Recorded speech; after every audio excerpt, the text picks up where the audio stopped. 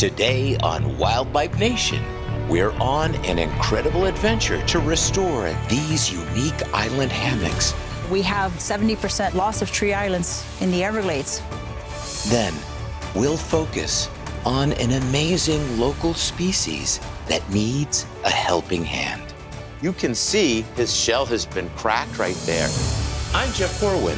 Wildlife Nation is dedicated to conserving the natural wonders of North America. And now, we're teaming up with the Miccosukee tribe of Indians of Florida to safeguard the vibrant wilderness of the Sunshine State.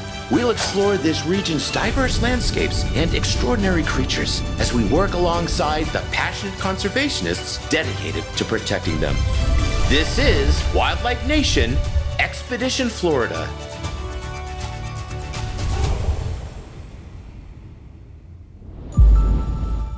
Today, I'm with Miccosukee Fish and Wildlife on our way to do important environmental conservation work via swamp buggy. It is a beautiful blue ribbon day here in the Everglades. Temperature is just lovely, it's dry, it's breezy, and it is the dry season, which means the Miccosukee Fish and Wildlife are going to take advantage of this current environmental condition to do some habitat restoration, which is where Melanie comes in. She is the tribal botanist. What's our mission today? So our mission today is we're going to be filling in some gaps in the tree islands where we've had some canopy death. Sacred tree islands, also known as hammocks, are clumps of hardwood trees that rise above the Everglades. In the wet season, they're like traditional islands surrounded by water. But in the dry season, like now, they float on a sea of grass. Historically, the Miccosukee territory extended from the Appalachian Mountains all the way down to the Florida Keys. But as European settlement intensified, from the 16th century onward, they were gradually pushed out. And by the 1800s, the Everglades became their last refuge. I was born in 1957 out on an island called Yanchei. It means high island. Just one generation before him, Mr. Frank's family were still hiding themselves from the outside world. My people were told never, ever, ever leave the Everglades. Back in the 20s, where my people were still afraid of planes going by. When you hear a plane, when the sun goes down, put the fire out. That's why preserving and protecting these unique island hammocks is such an important mission to the Miccosukee tribe. We have 70% loss of tree islands in the Everglades. So we're trying to help the remaining tree islands that are on our lands to continue to flourish. As they disappear, so do their functions. They serve a lot of different purposes. They hold a lot of native, biodiverse plants that we won't see anywhere else in the Everglades. Tagging along for the swamp buggy ride, we've got Hector and we've got Trish, members of the community. For you, Trish, why is this experience so meaningful for you? It's home. I don't know it as anything else other than home. Like, it's brought us protection since the beginning of our people, since we first came down here. It's good to just reconnect with our culture in that way. We arrive to a very special tree island, unload our native plants grown in the Miccosukee greenhouse, and get to work. Welcome to your classical South Florida hammock. And immediately when you come inside, you can see it's a very different type of place compared to the expansion of the sea of grass, which is mostly sawgrass and a few other types of plants. What is happening with tree islands today? So there's a couple of different threats. The main one is water levels. The water levels have been too high due to poor water management. We also have threats of invasive species that will completely shade out all of the understory and biodiversity that we want here. So to make these tree islands more resilient, we need to increase the plant biodiversity, which means we're introducing new plants. So what are we gonna put right here? We're gonna do a gumbo limbo here because we have a nice open area in the canopy. You can see straight through to the sky. And so it's gonna shoot straight up. They like a lot of sun and just completely fill that gap. All right, let's get to digging and planting. Let's do it. All right. Very rooty. You can see why they call this the root mat. So you can see that dense layer of roots that holds the soil in. It prevents erosion. And the dead foliage from the canopy also helps create that soil. Exactly. So as long as the canopy is healthy, the tree islands can expand over time. But with the water intake, eventually, if it goes on long enough, it's just gonna be sawgrass. What do you think? Good?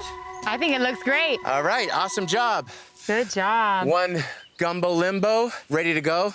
Let's check on the guys. What you working on, Greg? I'm about to plant this soapberry. Soapberry. Yes, sir. A big focus for you is on the invasive species. Yes, sir. What has been the impact of invasive species on the Everglades? The Lygodium, it will take over an entire canopy of a tree island. Basically chokes out and outcompetes the Definitely native does. plants. And the Brazilian pepper, it will actually put out a toxin in the soil to prevent other plants from growing, so it takes over entire ecosystems. Brazilian pepper bush is a big, big problem in South Florida. Yes, sir. How's it going, Hector? Hey, Jeff. It's been good. So what are you planting right here? This is called sandleaf. This tree is very important, not only for my culture, but for animals in this environment. It drops a lot of fruit. It's very nutritious. Very important to the diversity of these tree islands. And you want to plant it right here? Yes.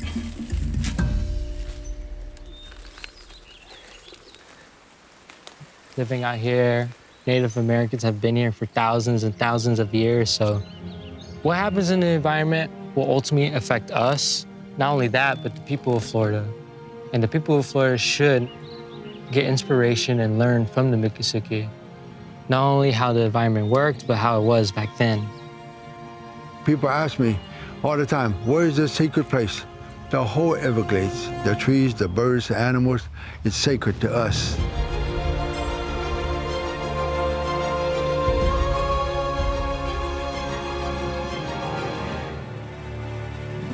Coming up, we return a threatened species to the wild. And something tells me it's not what you'd expect from a seabird hospital.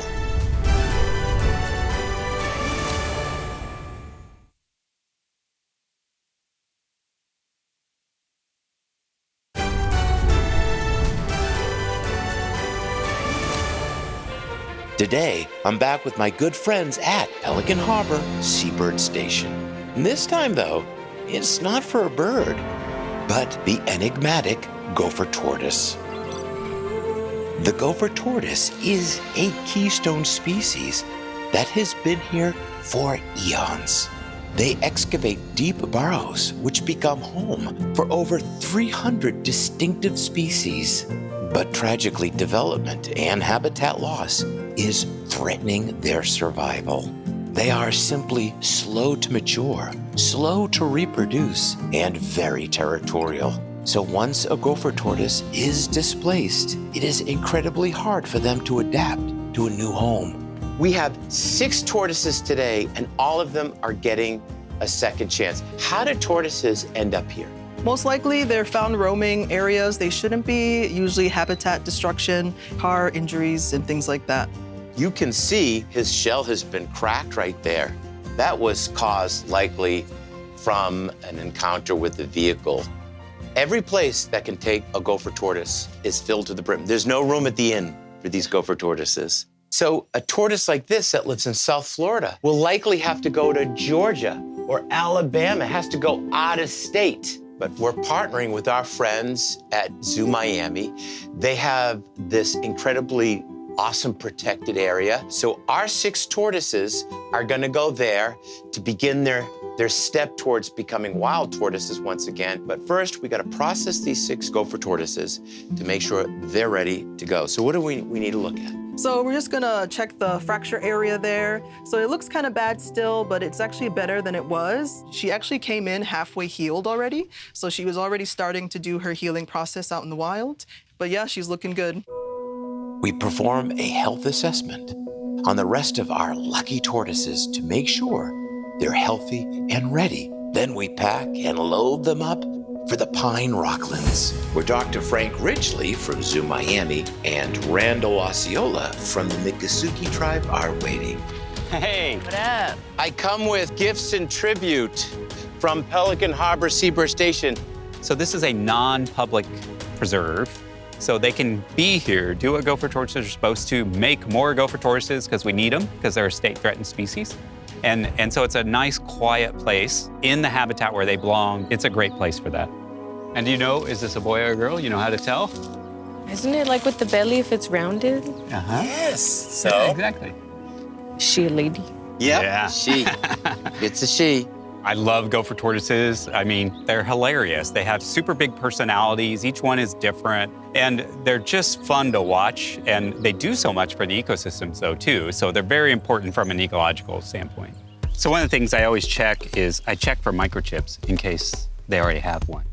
And I do not think it does. So we're going to give this one a permanent identification by putting a little microchip, just like you do for your dog or cat. And then we always know who this tortoise is. We're just gonna wash this armpit a little there. This is a disinfectant. And that's it. Now let me confirm. There you go. Oh. Now she's Miss 875. So what else do we need, Frank? We're gonna give her little external identification tags on the front and the back. We affectionately call them license plates. So if we see her go past camera traps or she was able to escape somehow, we'll know exactly who it is. Randall, for you, what do you like about being able to do something like this? Being so close to home on the reservation, and it makes me kind of sad to know that a lot of natural habitats for her and the rest of them aren't really around here anymore due to overdevelopment and climate crisis. But I'd like to know that they're still here, so it gives me a little bit of hope to know that maybe we'll make it too. Yeah, it's hope. I mean, Frank, there is hope. Yeah, I mean, tortoises were gone for a long time from this preserve. So this is helping solve two problems at once. We're bringing gopher tortoises back, and all these other species benefit. We wand each tortoise to see if it has a pit tag. And if they don't, we give them one. Then we attach a tiny little license plate. Now, finally, they're ready to go to their new home. Have a long life and have lots of babies. Make lots of little baby tortoises. All right, she'll have that chance right here in her new sanctuary. She's like, I must escape. I'm being food. Coming up, we hit the field with radio telemetry.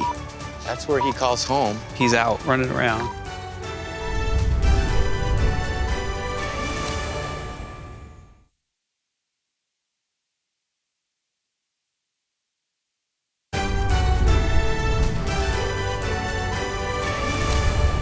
I'm in a pine rockland preserve in Metro Miami that's off limits to most folks to keep it pristine.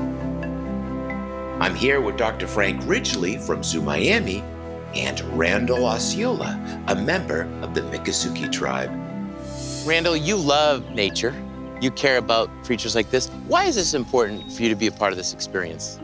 Well, I feel like it's once in a lifetime. I think it's important because everyone at home can see this, not just here in Florida, but the rest of the country and anywhere else. This is a critically important, but tragically, a critically endangered habitat. How much of the pine rockland habitat survives? They estimate less than 5% in total, and then outside Everglades National Park, I think it's down to 1.5% outside of the park. There used to be 180,000 continuous acres of it from North Miami Beach all the way down to Everglades National Park. And you were standing in one of the last remnants. We've already released several rehabilitated tortoises into this very special preserve. They need a place to go. This is a special home for those types of cases, and there's no other place like it in South Florida except for this preserve. So we're gonna do some radio telemetry. We've got a tortoise that's got a transmitter on it, and this transmitter is sending out a signal. So we can track this tortoise to keep tabs on it. Each tortoise has its own frequency, so we're looking for Mr. 12. Mr. 12. Yeah, his other name is Nixon. All right, hold that. Oh, I hear it. All right. So let's go in that direction and see if we get closer. Nixon is a resident tortoise, and we're looking for him because he needs his medication. Oh, I hear him. It's right there, I think. So just keep an eye out.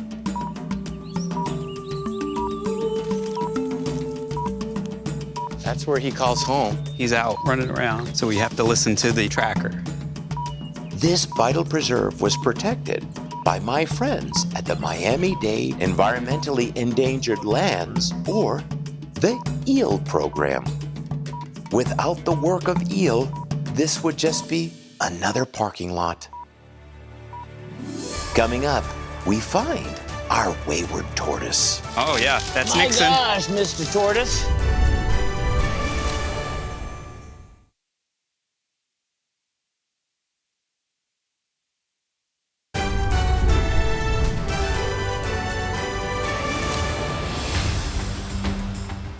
I'm in a rare and incredibly precious pine rockland preserve, protected by Miami's Environmentally Endangered Lands Program, or EEL, designed to safeguard species like the gopher tortoise.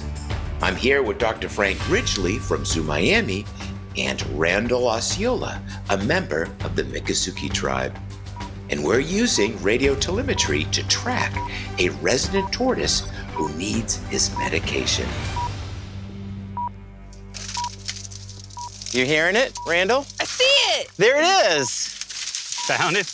My Got him, gosh. Jeff. Oh yeah, that's My Nixon. gosh, Mr. Tortoise. He must be feeling better, obviously. He's out here running around. He's been hanging out at his burrow for the past few days, but now he's really out there. So you can hear that signal beeping. That was coming from right here. This is the transmitter right here. Correct. This antenna. And we know this is number 0012. He's already lost one license plate up front. So what's going on with this tortoise? So this tortoise has a little signs of some upper respiratory disease that's caused by a certain organism called mycoplasma. Unfortunately, it happens and it can spread into populations. Somewhere along the line, he came in contact with another infected tortoise. So I've been giving him his injections out here because we're at full capacity everywhere. But he's feeling better because he's left his burrow area and we had to go track him down. So I just need to give him a little injection in his front right leg. Let's do it. Again, a little armpit wash. Good job tracking, Randall. Yeah. This is just an antibiotic? Yeah. Oxytetracycline. That's it. So thanks to this amazing program with the conservation partners like Miami Zoo, thanks to EEL, this incredible regional community program protecting habitat, Nixon is gonna have a wonderfully productive future. All right, buddy, here you go. Go make some more tortoises.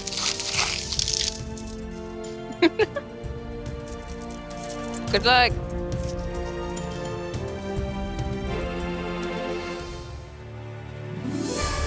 Next, we reunite with a very special feathered patient I've got a personal connection to.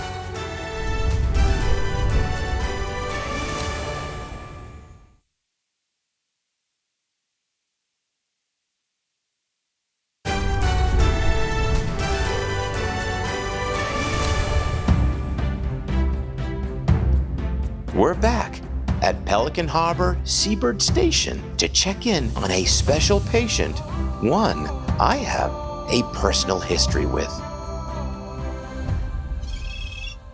Well, this is exciting, Yuritsa. Yes, it is. Let me see my baby.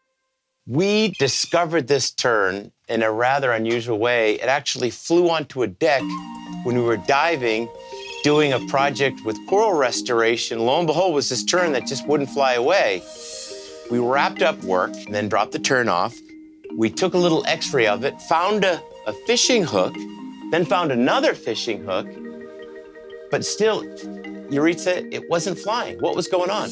We're not sure. It's possible the hook that he had in the throat may have caused an infection that affected the shoulder joints, but he was on antibiotics and medications for a while, and he finally recently is seen flying and on the roof in the pen and seems good to go.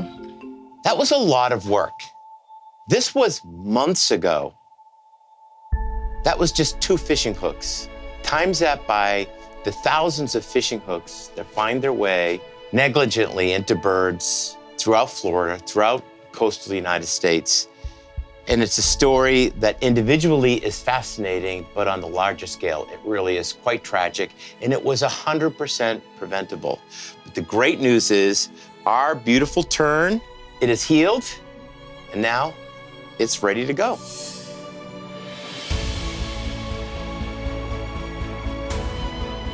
We're hoping we get a nice flight and not a flop, but we'll see. Oh, kind of a flop, but maybe. Come on, you got it. You got it, you can do this. Let's see, come on. You got it, you got it, you got it. Yay, there she goes. Look at that.